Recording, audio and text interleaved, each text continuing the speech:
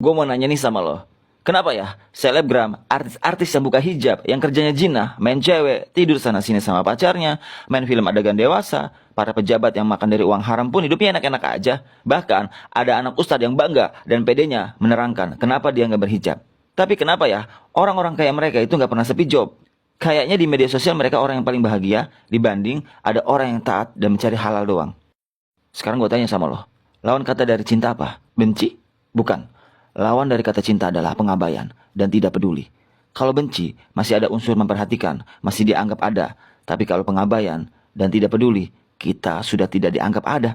Terus, apa hubungannya sama pertanyaan gua? Tentu saja ada hubungannya.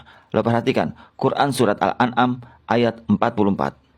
Maka ketika mereka melupakan peringatan yang telah diberikan kepada mereka, suruh pakai hijab malah lepas hijab, mulai mentingin meeting daripada sholat, bahkan sampai nggak sholat. Suruh jangan dekati zina malah pacaran dan berzina. Suruh jangan minum alkohol malah minum alkohol dan mabok. Nggak apa-apa minum alkohol, kan ada urusan bisnis sama bule.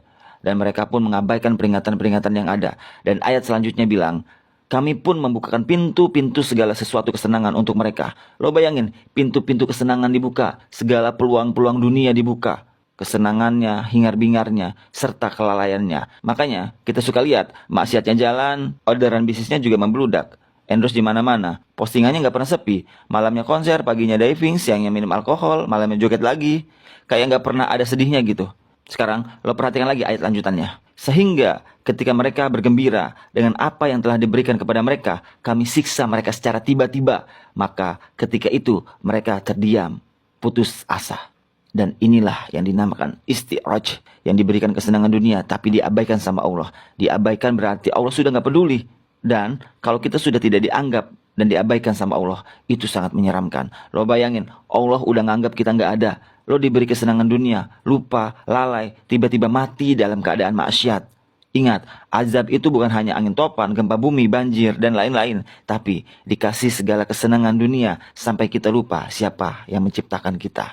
Hati-hati kalau rutinitas kita hari-harinya penuh dosa dan maksiat, tapi dunianya seakan-akan lancar-lancar aja, bahkan semakin sukses di mata manusia.